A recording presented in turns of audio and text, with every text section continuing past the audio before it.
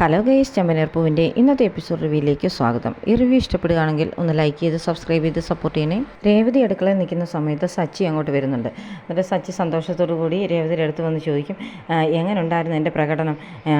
സുധിയുടെ ഭാര്യയുടെ ഒരു വെജിറ്റബിൾ ബിരിയാണി, അവളുടെ ആഗ്രഹം കൊള്ളാം, എന്തായാലും അവളുടെ കാശും കളഞ്ഞ് അവനെ പച്ചക്കറി കടയിൽ വിടുകയും ചെയ്ത് എങ്ങനെ ഉണ്ടായിരുന്നു എന്നൊക്കെ ചോദിക്കും.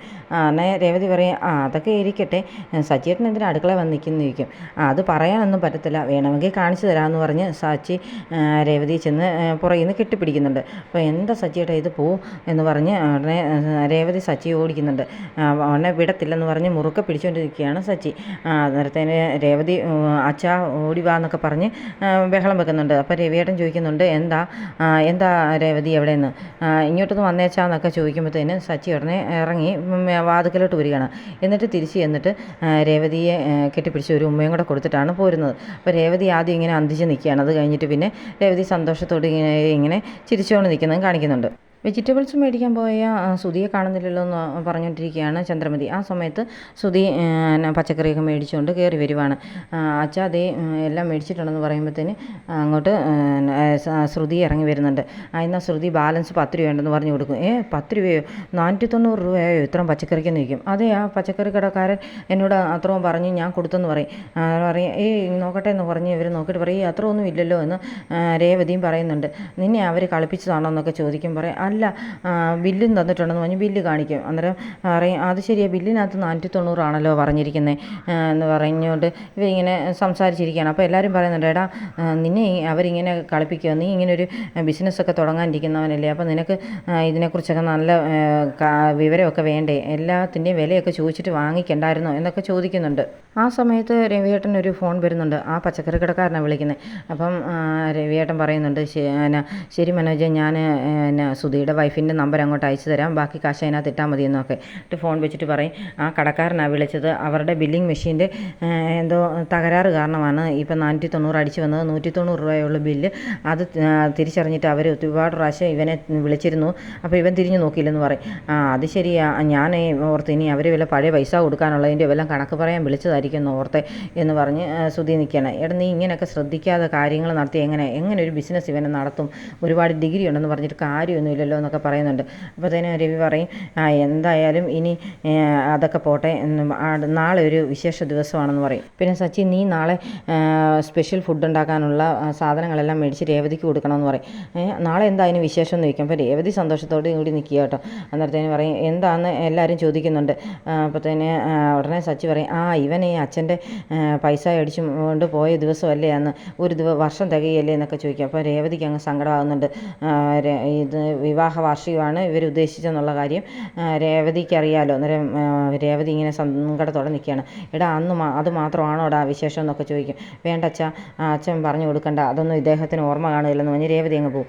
എന്താ രേവതി, എന്തായിരുന്നു വിശേഷമെന്ന് പറഞ്ഞ് സച്ചി ചോദിക്കുന്നുണ്ട്. എന്താ അച്ഛാ വിശേഷം എന്താണെന്ന് ചോദിക്കും. എന്ന് പറയും, എടാ ഇവൻ കാശടിച്ചുകൊണ്ട് പോയ ദിവസം തന്നെയല്ലേ നിങ്ങളുടെ കല്യാണം നടന്നേ, അപ്പം നിങ്ങളുടെ വിവാഹ വാർഷികമല്ലേ എന്ന് ചോദിക്കും. അയ്യോ അച്ഛാ, ഞാനതങ്ങ് മറന്നുപോയി എന്ന് പറഞ്ഞിട്ട് നേരെ രേവതിയുടെ അടുത്ത് ചെല്ലുന്നുണ്ട്. രേവതി അടുക്കള ചെന്ന് നിന്ന് കരഞ്ഞുകൊണ്ട് നിൽക്കുകയാണ്. ആ സമയത്ത് സച്ചി അങ്ങോട്ട് എന്ന് പറയും, അത് രേവതി, ഞാൻ മറന്നിട്ടൊന്നുമില്ലായിരുന്നു, എനിക്കറിയാമായിരുന്നു, പിന്നെ ഞാനത് പുറകെ പറയാമെന്ന് ഓർത്തിരുന്നതാണെന്നൊക്കെ പറയും. അല്ല സച്ചിയേട്ടൻ എന്നെക്കുറിച്ചൊരു ഓർമ്മയില്ലെന്ന് പറഞ്ഞ് രേവതി ഉടനെ പുറത്തേക്ക് ഇറങ്ങി പോവാണ്. അപ്പോൾ സച്ചി പുറകെ ചെല്ലുന്നുണ്ട്. രേവതി, ഞാൻ അങ്ങനല്ല വിചാരിച്ചത്, പിന്നെ ഒന്ന് പറയണമെന്ന് വിചാരിച്ചിരുന്നതെന്നൊക്കെ പറയും. ഇല്ല സച്ചിയേട്ടൻ അത് ഓർത്തിട്ടേ ഇല്ലെന്ന് പറയും. സച്ചിയേട്ടന് ബാക്കി എല്ലാ കാര്യവും ഓർമ്മയുണ്ടല്ലോ എന്ന് പറയും. അന്നേരം സച്ചി പറയുന്നുണ്ട്, അത് പിന്നെ അവൻ കാശടിച്ചുകൊണ്ട് പോയ ദിവസം അത് ആദ്യം അങ്ങ് നടന്നതല്ലേ, അപ്പോൾ അതങ്ങ് പറഞ്ഞതേ ഉള്ളൂ എന്നൊക്കെ പറയും. അല്ല, എന്നെക്കുറിച്ചൊരു ഓർമ്മയുണ്ടായിരുന്നെങ്കിൽ ഇങ്ങനെ പറയില്ലായിരുന്നു പറയും.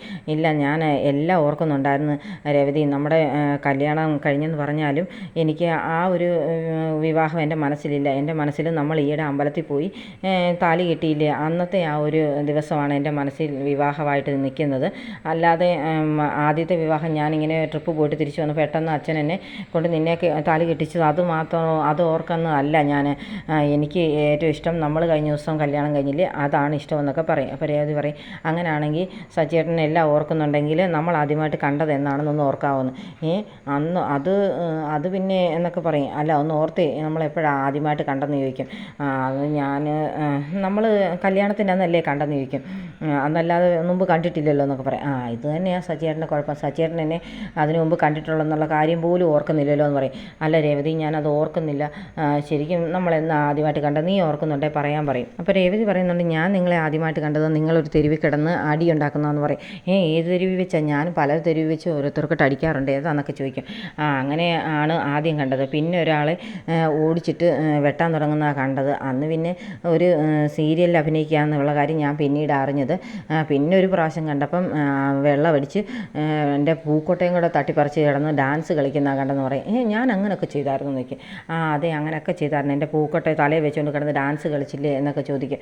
അത് ശരിയാണ്, അന്നേരമൊക്കെ നിൻ്റെ മനസ്സിൽ എന്തായിരുന്നു എന്നോട് എന്ന് ചോദിക്കും. അന്നേരം എനിക്ക് ശരിക്കും ദേഷ്യമായിരുന്നു എന്ന് പറയും. അന്നേരം ഇപ്പോഴോ എന്ന് ചോദിക്കും. ഇപ്പോഴെനിക്ക് ഇഷ്ടമാണെന്ന് പറയും. എന്തോരം ഇഷ്ടമുണ്ടെന്ന് ചോദിക്കും. അതങ്ങനെ പറയാൻ പറ്റുമോ, എനിക്ക് ഒരുപാട് ഇഷ്ടമാണെന്ന് പറയും.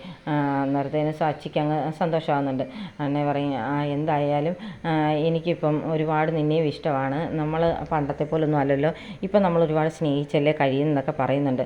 അപ്പം രേവതി പറയും അത് ശരിയാണ്, ആ ഒരു കാലമൊക്കെ കഴിഞ്ഞ് ഇപ്പം നമ്മൾ ഒരുപാട് സന്തോഷത്തോടെ സ്നേഹത്തോടെയും കഴിയുന്നുണ്ട്, എനിക്ക് ഒരുപാട് സന്തോഷമാണെന്നൊക്കെ രേവതി പറയും. ഉടനെ രേവതിയെ ചേർത്ത് പിടിക്കുന്നുണ്ട് സച്ചി.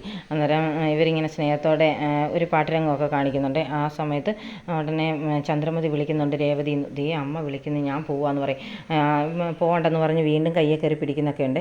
അത് കഴിയുമ്പോൾ വീണ്ടും രേവതി സച്ചിയുടെ കൈ പിടിവിച്ച് അകത്തേക്ക് അങ്ങ് പോവാണ്. ചെന്നിട്ട് അടുക്കളയുടെ അവിടെ വാതിക്കലോട്ട് ചെന്നിട്ട് തിരിഞ്ഞു നോക്കുന്നുണ്ട്. അപ്പോൾ സച്ചി ഇങ്ങനെ സ്നേഹത്തോടെ രേവതിയെ ഇങ്ങനെ തിരിഞ്ഞു നോക്കുന്നത് കാണിച്ചുകൊണ്ടാണ് ഇന്നത്തെ എപ്പിസോഡ് അവസാനിക്കുന്നത്.